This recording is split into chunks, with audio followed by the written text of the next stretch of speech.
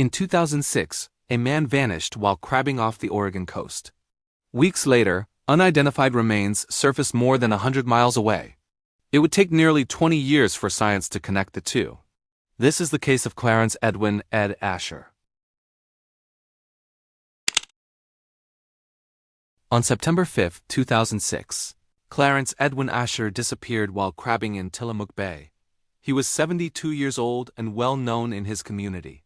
When he failed to return, he was presumed to have drowned and was legally declared deceased later that year. At the time, there was no indication of foul intent, only a sudden and unexplained loss at sea. 2 months later, in November 2006, skeletal remains were discovered on a beach in Tullahoma, an unincorporated village on Washington's Pacific coast in Grays Harbor County. Local sheriff's deputies and the county coroner responded.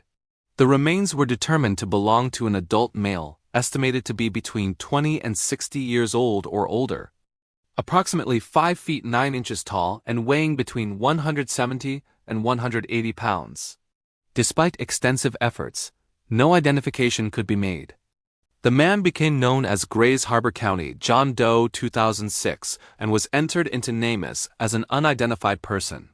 For years, the case remained unresolved. No missing person was conclusively linked to the remains, and no definitive explanation bridged the distance between Oregon's coastline and a Washington beach more than 120 miles away. The investigation stalled, not for lack of effort, but for lack of tools. In 2025, the Grays Harbor County Coroner's Office, working with the County Medical Examiner, submitted evidence to Othram, a forensic genetic genealogy laboratory. Using advanced genome sequencing, scientists built a comprehensive DNA profile. Genealogical analysis produced new investigative leads, pointing to possible relatives. A reference DNA sample was collected. The comparison confirmed the truth. Grays Harbor County John Doe was identified as Clarence Edwin Ed Asher, born April 2, 1934. A former mayor of Fossil, Oregon, Asher had owned a local variety store, worked as a lineman, volunteered as a firefighter and ambulance driver, and was deeply connected to his community. His identity had been missing longer than his name had been known. This case reminds us that unanswered questions do not disappear with time. They wait.